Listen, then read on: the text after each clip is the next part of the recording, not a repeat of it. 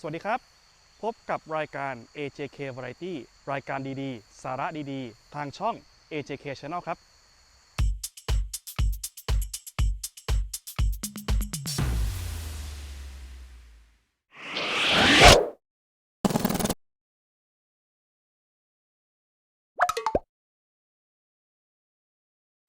มาถึงแล้วนะครับราโนราราคุแต่ว่าโอ้โหข้างนอกสีฝนตกหนักเหลือเกิน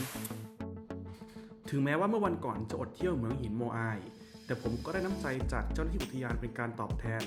เป็นอะไรที่สุดแสนจะประทับใจไม่รู้ลืมจริงๆครับ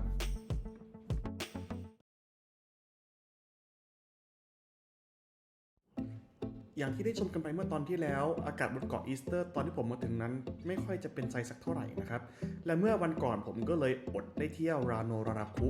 ถ้าหากว่าวันนี้ผมขืนเช่าจักรยานไปอีกแล้วมาติดฝนด้วยก็คงอดกันพอดีนะครับแถมตามแผนการเนี่ยวันนี้ก็ยังเป็นวันสุดท้ายบนเกาะแล้วด้วยเพราะพรุ่งนี้ผมจองไฟล์กลับซานติอาโกเอาไว้นั่นเองก็เลยตัดสินใจเช่ารถพาเที่ยวรอบเกาะซะเลยครับเพื่อตัดปัญหา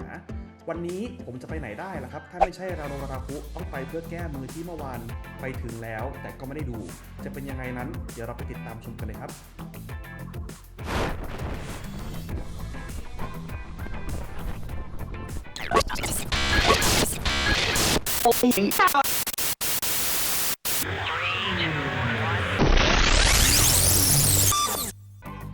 สัญญาณเสียงผมไม่ค่อยดีเลยครับโดนเสียงลมกลบซะหมดเลยชัดเจนครับว่าอากาศตอนนั้นมันโอ้โหสุดๆเลวร้ายขนาดไหน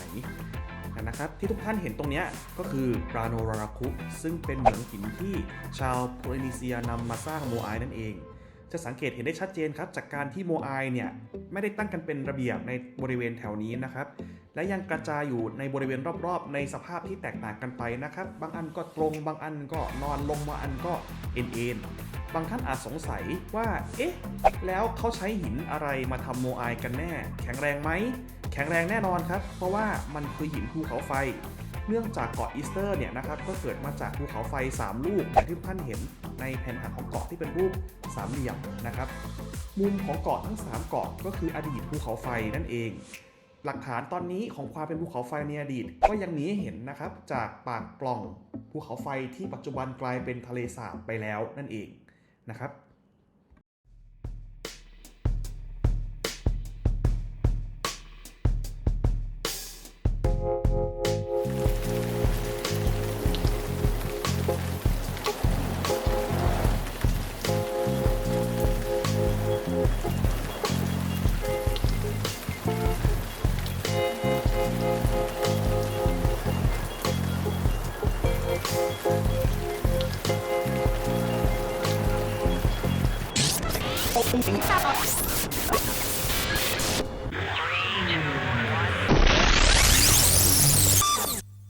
เมื่อกี้อาจจะฟังไม่ชัดกันนะครับชายหาดตรงนี้มีชื่อว่าอานาคินาเป็นจุดชมโมอายที่นับว่าไกลจากตัวเมืองที่สุดบนเกาะนี้แล้ว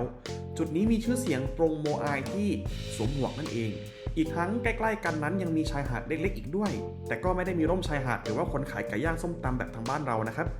ผมเองก็ไม่ได้อยากอยู่ตรงนี้นานหรอกนะครับเพราะดูเหมือนว่าฝนจะตั้งเขามาอีกแล้วเหมือนว่าพายุจะเข้าเกาะนะครับดูจากต้นปาล์มตรงนั้นสิลู่ลมเลยแต่ว่าวันนี้นะครับนอกเหนือจากอากาศที่เลวร้ายวิบากกรรมของผมมันยังไม่จบสิ้นเพียงเท่านี้นะครับเพราะกลับไปแล้วผมยังต้องเจอ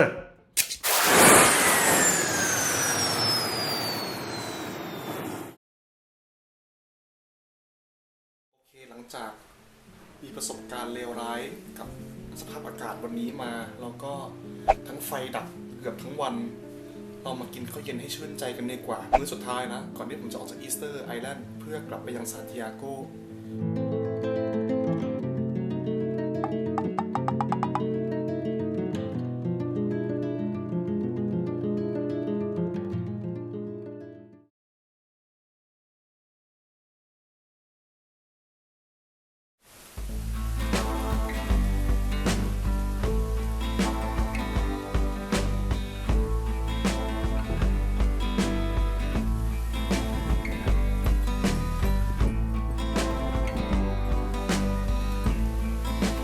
แย่นิดนึงนะครับวันนี้ไฟล์ของเรา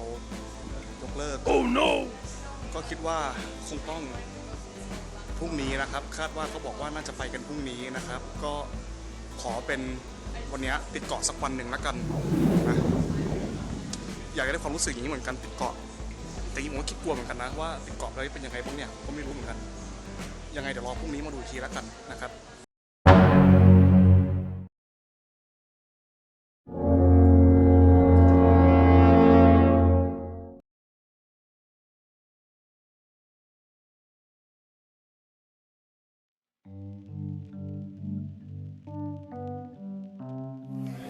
ดีเลย์อีกแล้วครับก็เขาบอกว่าอากาศวันนี้ไม่ดีถามเขาก็บอกว่า1 ทุ่มวันนี้เขาจะบอกรอบนึงเนี่ยตอนนี้ผมก็รอมาวันกว่าแล้วยังไม่ได้ไปไหนเลย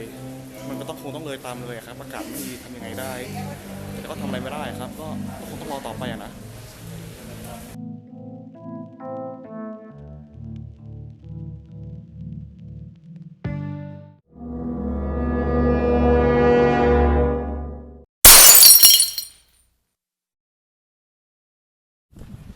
ไหนไฟมันก็ดีเลย์ไปตั้งมาก็ไปจะ2 วันแล้วก็เที่ยวเกาะนี้ประชดชีวิตมันซะเลยละกันนะครับวันนี้เขาก็มีการฉลองกันเหมือนกันก็มีทั้งคนท้องถิ่นท่องเที่ยวมากันเต็มเลยนะครับก็อย่างที่เห็นนี่แหละครับก็จะมีการเตรียมตัวเห็นเขาบอกว่าจะมีปลามีอะไรอบอยู่ข้างใต้นี้ด้วยนะครับแล้วมีหินร้อนๆอยู่ข้างในนะครับ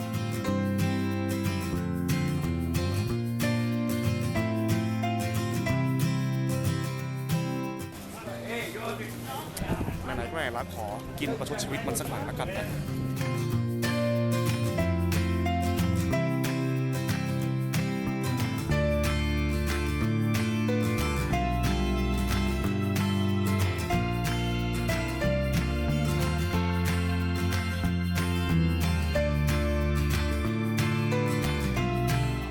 จากที่สอบถามคนท้องถิ่นแถวนี้นะครับเขาก็บอกว่าเทศกาลนี้คือเทศกาลของซานเปโดรคือเซนต์ปีเตอร์ซึ่งว่าคาดว่าเซนต์ปีเตอร์นี้ก็คือเป็นนักบุญที่ประจำของที่นี่นะครับแล้วเขาบอกว่าอันนี้ไม่ได้เป็นทั่วทั้งชิลีนะครับทั้งที่ชิลีเป็นประเทศคริสต์คาทอลิกกันเป็นเฉพาะที่นี่เท่านั้นที่อีสเตอร์ไอแลนด์แล้วก็ที่อีสเตอร์ไอแลนด์เนี่ยหลังจากที่มีชาวยุโรปได้เข้าอพยพเข้ามา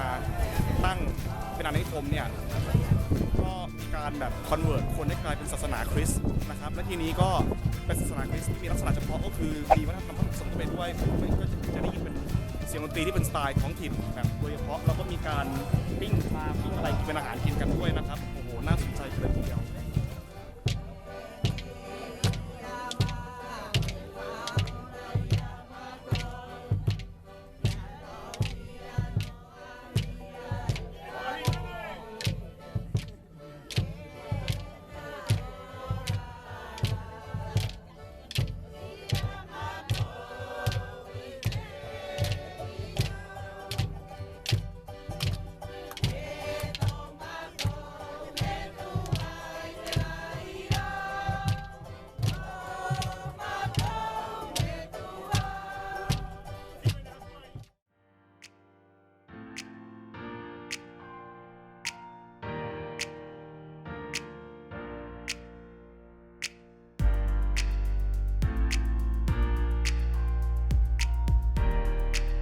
กันมาแล้วนะครับมาดูกันดีกว่าว่าเขาให้อะไรมาบ้างเป็นแบบสไตล์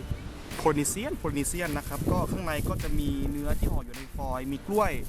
มีมันนะครับแล้วก็ข้างในนั้นนี่เป็นฟักทองอีกอันหนึ่งนะครับว่าน่าจะใช่ฟักทองนะครับเราลองกันเลยดีกว่านะว่ารสชาติจะเป็นยังไงเนื้อเนี่ยครับเป็นเนื้ออะไรก็ไม่รู้นะครับเดี๋ยวลองชิมดูก่อนละกันว่ารสชาติมันอร่อยที่แน่ๆอันนี้คือฟักทองนะครับคิดว่ารสชาติน่าจะอร่อยเดี๋ยวลอง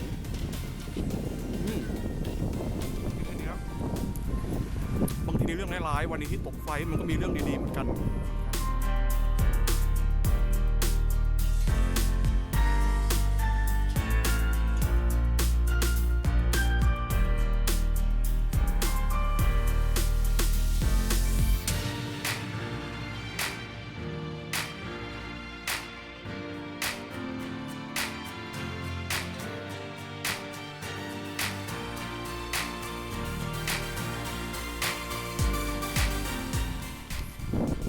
อันนี้เป็นยอดเขาโอรองโกหรือว่า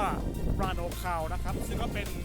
ทะเลสาบฝั่งของ เดิมก็อย่างที่ผมเคยพูดแล้วครับว่าเกาะอีสเตอร์เนี่ยประกอบไปด้วยภูเขาไฟ3ลูกซึ่งอยู่ทาง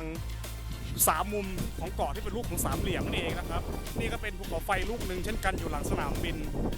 เหนื่อยครับผมเดินขึ้นมาโอ้โหตอนแรกนึกว่าจะได้ไกลที่ไหนได้ก็ไกลใช้ได้แถมเหนื่อยต่างหากแต่ก็ถือสวัสดิ์เอาไว้เตรียมตัวเองเอาไว้เพื่อเดินขึ้นมาชูพิชู5 วันนั้นนะครับแค่นี้สบายครับทนได้แต่ฝนจะตกแล้วฝนจะตกแล้วฝนจะตกแล้วผมว่าเรารีบดูรีบไปกันดีกว่านะครับ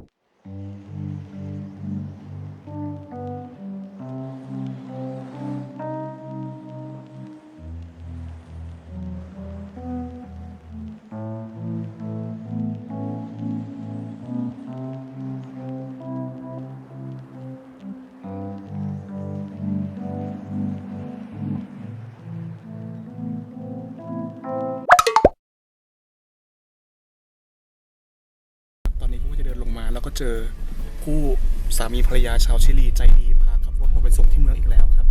คนที่นี่ใจดีจริงๆผมชอบเลย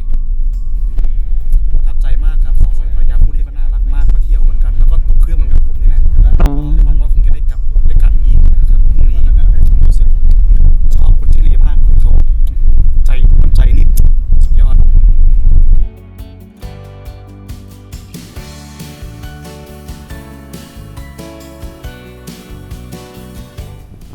ก็พระอาทิตย์ก็ใกล้จะตกดินแล้วล่ะครับตอนนี้ก็หวังว่าคืนนี้และพระอาทิตย์ตกดินครั้งนี้คงจะเป็นครั้งสุดท้ายของผมบนเกาะอีสเตอร์นะครับและเราหวังว่าพรุ่งนี้เราจะได้ไปกันสักทีบ๊ายบายครับ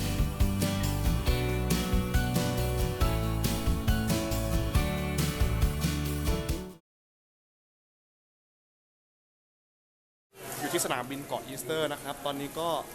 ตีสี่เราออกมาตั้งแต่ตีสามแล้วล่ะครับก็เตรียมตัวรอขึ้นเครื่องคราวนี้ของจริงแล้วครับ แม้ว่าพายุฝนจะน่าสะพรึงกลัวแต่ฟ้าหลังฝนนั้นย่อมสดใสเสมอถึงแม้จะเจอแต่เรื่องราวร้ายๆเข้ามาบนเกาะนี้แต่ผมก็จากลาเกาะแห่งนี้ไปเต็มไปด้วยความประทับใจในน้ำใจของผู้คนและยังได้พบกับสิ่งดีๆที่ไม่คาดคิดถึงแม้ว่าจะต้องติดเกาะก็ตามโอ้โหบอกเลยครับว่านี่คือความประทับใจชนิดที่ไม่มีวันลืมไปตลอดชีวิตเลยทีเดียว